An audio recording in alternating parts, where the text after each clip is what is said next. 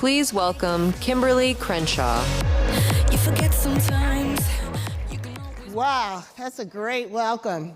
So just to let you know, I usually start out with a selfie, especially if the first part is going to be the best part of the speech.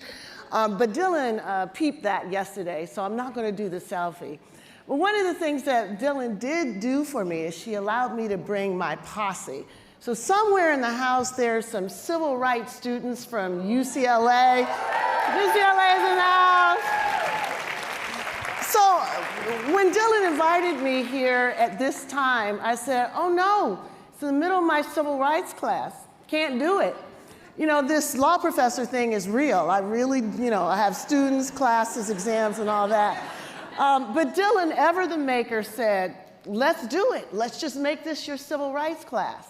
So welcome you all to the 5th class of Civil Rights 2004. So thank you.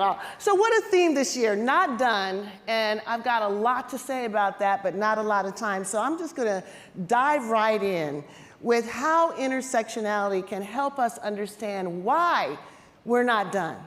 Now there's a lot of nonsense circulating around about what intersectionality is, particularly from its critics.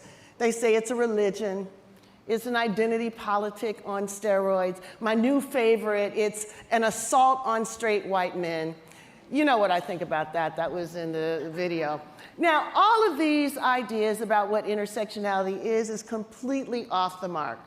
What intersectionality is a prism. It's a framework, it's a template for seeing and telling different kinds of stories about what happens in our workplaces, what happens in society, and to whom it happens. Now, some part of why we're not done is predicated on what we haven't been able to see, what's not remembered, the stories that are not told. So intersectionality is like a training wheels. It's to get us to where we need to go. It's glasses, high index glasses, to help us see the things we need to see. Now, in all honesty, when I fashioned the term some 30 years ago, I thought of it as remedial education for judges who didn't get to see or didn't seem to understand what was happening to black women. They didn't seem to understand that black women can experience race discrimination in a different way than black men do. Or they didn't understand that black women could experience gender discrimination in a different way than white women did. Emma de Graffenried's story, the woman whose story was told in this video, was a person who understood that problem. She was claiming that she experienced discrimination as a black woman, but her employer and the court seemed to agree that since the employer hired black people and they hired women, even though the black people that they hired were all men and the women they hired were all white, that Emma de Graffenried couldn't prove discrimination. So I was trying to figure out what kind of framework they needed to see in order to keep black women from falling through the cracks of their very narrow conception of what discrimination was. So intersectionality was just like a flashing neon sign. I know you're used to thinking about intersectionality, discrimination in this way, but I want to draw your attention to where they overlap, where race and gender discrimination intersect. So the point of intersectionality was to say that what happens to black women isn't the sum total of what happens to black men and white women. It's different, and sometimes it requires a different approach. Now, that's intersectionality 101. I think a lot of people get that. But let's suppose Emma de Graffenried had actually won her case. She would then go on to experience intersectionality 201. Now, the data tell us that it's not an accident that as we move up the workforce, as we move all the way up into the C-suite, the representation of women of color doesn't really follow with that. Now, I bet Emma, or the many Emmas who are in this audience, could tell us something about why that happens. I bet Emma could tell us about her diminished access to mentoring, to high-profile assignments, to out-of-work socializing. I bet that Emma could tell us about her underexposure to the opportunities that help people move up through the structure. I bet they could also tell us about their overexposure to things like microaggression, to undermined authority, to attribution bias, to stereotypes. I bet we could fill books about why it is that women of color don't make it in the same numbers they should to the C-suite. It really is not a mystery. And if you think it is, just ask Ella Bell Smith or Kathy Phillips, my former colleague at Columbia Business School. They'll tell you line and verse as to why. The question about intersectionality, though, is not just descriptive, it's prescriptive. Intersectionality can help us be better allies to one another if we're willing to embrace the idea beyond the superficial, if we're willing to work intersectionality. So how can we do that? Well, here are a few ideas. Has your company done an intersectionality audit? Not only to see how women are doing or how people of color are doing, but how women of color are doing, how other people who are multiply marginalized are doing in your workforce? Have you asked in a safe environment, women of color and others, how trickle-down equity policies are actually working for them on the ground?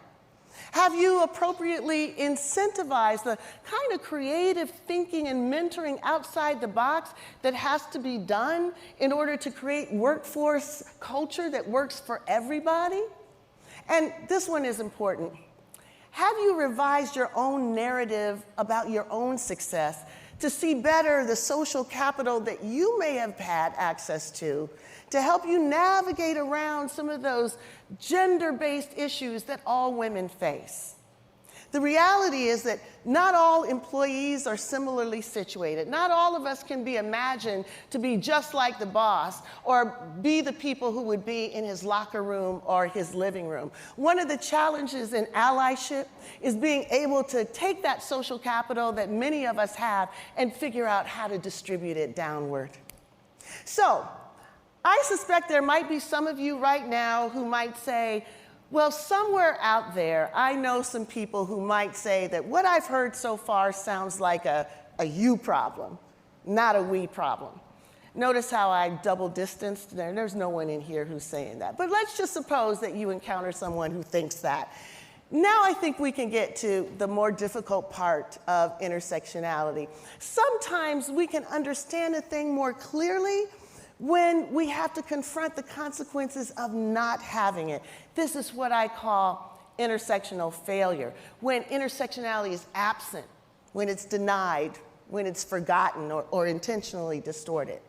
So at long last, sexual harassment has surfaced as a barrier to opportunity that disproportionately undermines women. And I'm personally proud to know one woman here who's leading this fight in Hollywood. But look, we can't overlook the bittersweet reality. Here's the truth. If we as a society had believed Anita Hill when she courageously shouldered her duty to testify, if our understanding of racism and sexism was capacious enough to see a familiar story when a black woman told it, if Democrats hadn't been silenced or African Americans hadn't been galvanized by Clarence Thomas's denunciation of her testimony as a high-tech lynching, if so many feminist supporters hadn't retreated to a colorblind defense, then this current wave of Me Too and Time's Up wouldn't just be almost 3 years old. It would be 30 years old and counting. So think about what we could have done in those 30 years if it was clear back then that sexual harassment would be a deal breaker for any future advancement of any leader anywhere. Think about it. Yet because intersectional failure was so much a part of our culture, sexual harassment was seen as not a black woman's issue. Hill's claims were viewed as specious and unrecognizable. This is despite the fact that sexual harassment has been a condition of black women's work since we arrived on these shores. Let's face it, sexual harassment built the wealth of this country. It also seeded the resistance. See, if we'd known the names of Pamela Price, Sandra Bundy, Michelle Vinson, These are courageous black women who insisted that harassment was not a harmless flirtation, but a continuous part of America's ugliest legacy. If we'd have known their names, then the claim that sexual harassment can't happen to black women, doesn't happen to black women, would have been seen as the regurgitated furball of our racist and sexist history that it really is. So this sexual harassment, this intersectional failure, it has created a blueprint for men of power to spew righteous indignation all the way to the Supreme Court, to the C-suite, and yeah, to the White House too. So today, the potential that we have to build an unstoppable coalition remains unrealized. Even critics of intersectionality's galvanizing potential see it better than we do. That's why they spend more money to discredit intersectionality than we spend to develop it and to share the best practices. This is why I'm a storyteller. I collect forgotten histories of intersectionality. It's a new word for an old idea. It's one that can inspire us to get shit done.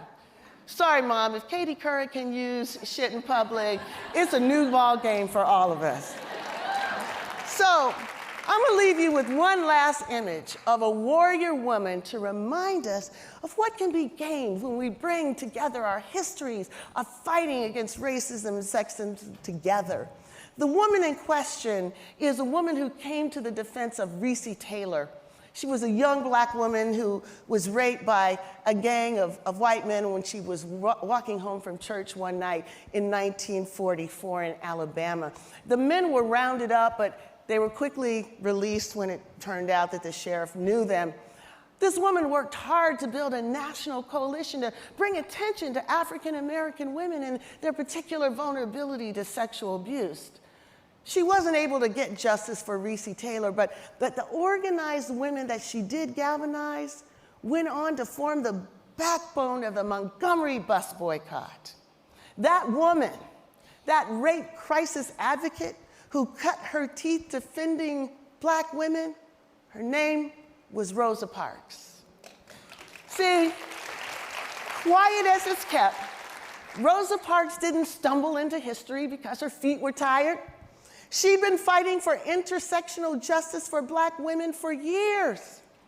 So just imagine what our movements would look like, what our practices would look like, what our workplaces would look like today if these histories that we have to fight to learn about weren't broken into a million separate and opposing narratives. What if we didn't have to fight against the weight of all this denial to hold up our aspirations?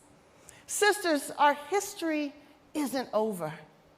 The final chapter is yet to be written, and it is ours to write. Let's hold and take care of each other, our doers, our thinkers, our shakers, and our makers.